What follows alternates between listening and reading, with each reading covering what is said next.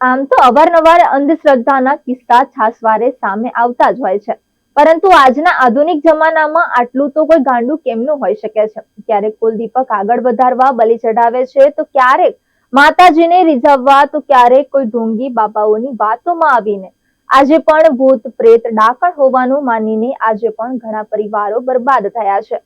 તો આવી જ એક ઘટના વિશે વાત કરીશું અમારા આ ખાસ અહેવાલમાં.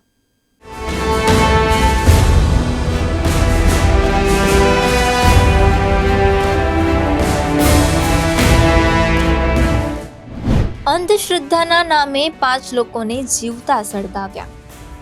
બિહાર અને ઝારખંડના આદિવાસી વિસ્તારમાં ડાકણના નામ પર હત્યાઓનો સિલસિલો રોકાવાનું નામ જ નથી લેતો.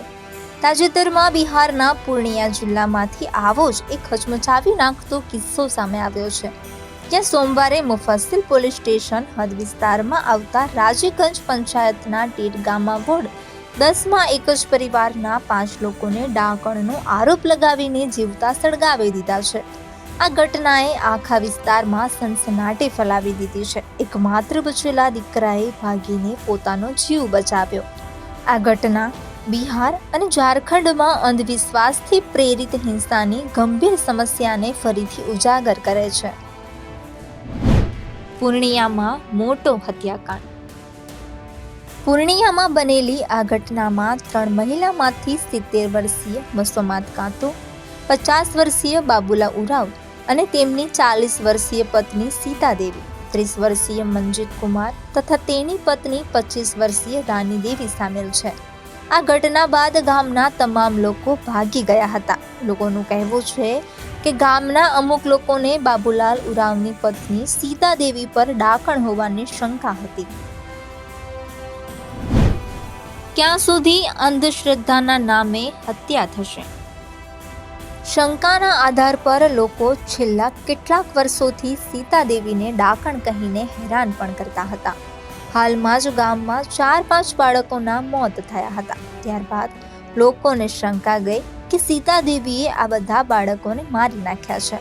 રવિવારની સાંજે પણ સીતા દેવી સાથે ગામના અમુક લોકોની બોલાચાલી થઈ હતી. રાતના લગભગ 10 વાગ્યાની આસપાસ ગામના 40-50 લોકોનું ટોળું સીતા દેવીના ઘરે પહોંચ્યા અને ગાળાગાળી કરવા લાગ્યા, જેમાં સીતા દેવી સહિત પરિવારના તમામ સભ્યો સાથે મારપીટ કરવા લાગ્યા હતા. मुफस्सिल थाना अंतर्गत गांव है टेट गामा, जो रजीगंज पंचायत वार्ड नंबर 10 के अंतर्गत पड़ता है. ये उरांव जाति का गांव है. यहाँ के 5 सदस्यों के साथ मारपीट कर सबको जला देने की सूचना प्राप्त हुई है. सदस्यों को जिंदा जला दिया गया है या मृत्यु करने के बाद जलाया गया है, इस संदर्भ में अनुसंधान जारी है. परिवार का एक 16 वर्ष का लड़का है जिसका नाम सोनू कुमार है, जो घटना के समय अपने नैनीहाल चला गया था. उन्हीं के द्वारा ये सूचना दी गई थी. लड़के के द्वारा इस घटना में पूरे गांव की संलिप्तता बताई गई है. उनके द्वारा 4 प्रमुख इसमें अभियुक्त बनाया गया है, जिसमें से 2 अभियुक्त को गिरफ्तार कर लिया गया है. घटना स्थल के निरीक्षण करने के लिए एसपी महोदया खुद आ गई थी, एसडीपीओ साहब थे और एसएचओ के द्वारा भी यहाँ पे आया गया. अभी स्पेशल टीम का गठन कर दिया गया. शेष अभियुक्तों के विरुद्ध छापामारी जारी है. प्रथम दृष्टया गांव में झाड़ फूक के विवाद को लेकर उराव जाति के लोगों के द्वारा इस घटना को कारित करने की संभावना जताई गई. ऐसी संभावना है कि बाबूलाल उराव का परिवार जो है झाड़ फूक करते थे और शायद रामदेव उराव के परिवार के एक बच्चे की शायद 3 दिन पहले मृत्यु हो गई थी. उनके दूसरे बच्चे की भी तबीयत खराब हो गई थी. इस संदर्भ में लगता है कि इसी कारण से इस घटना को कारित किया गया है. इसमें दिनांक 6 की घटना है. इसमें रात्रि में लगभग 5 लोगों की जो है वो मृत्यु कर दी गई है, उनको मारा गया है. फिर मारपीट करने के बाद में उनको ये बताया गया है कि उसको जला करके मारा गया है. इसमें रात्रि के 2 बजे थे उस दिन. फिर उसके उपरांत जो है सुबह उनको एक पोखर में भी सारी बॉडी बांध करके डाली गई. तो कल पूरा दिन पुलिस एवं प्रशासन जो है वो लग करके हम लोगों ने बॉडी की रिकवरी करवाई है. बॉडी की रिकवरी के उपरांत जो है उसका पोस्टमार्टम विधिवत हम लोगों ने रात में करवाया है, वीडियोग्राफी के समक्ष एवं मेडिकल बोर्ड के साथ में. और उसके उपरांत अभी सुबह उनके पूरे परिवारजनों के साथ उनके रीति रिवाजों के अनुसार हम लोगों ने उनका दाह संस्कार भी कार्यक्रम संपन्न करवाया है. अभी वर्तमान में इसमें प्राथमिकी भी दर्ज हो गई है. लगभग 23 एक्यूज्ड हैं उसमें, और साथ ही उसमें बहुत सारे अज्ञात लोगों पर भी 150 से 200 लोगों पर भी FIR हुई है।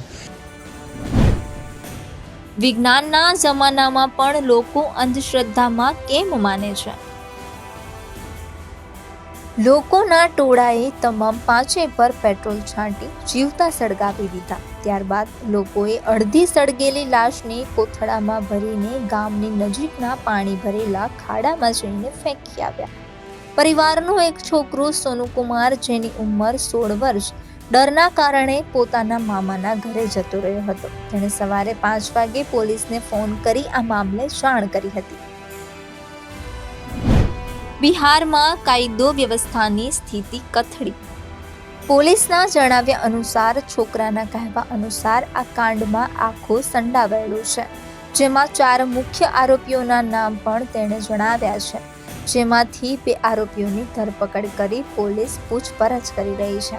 આ બંને સાથે પૂછપરછ કર્યા બાદ પોલીસે અમુક લોકોની મદદથી લાશ ભરેલા કોથળા સુધી પહોંચી હતી. આ પાછળની લાશ પોલીસે જપ્ત કરી પોસ્ટમોર્ટમ માટે મોકલી દીધી છે.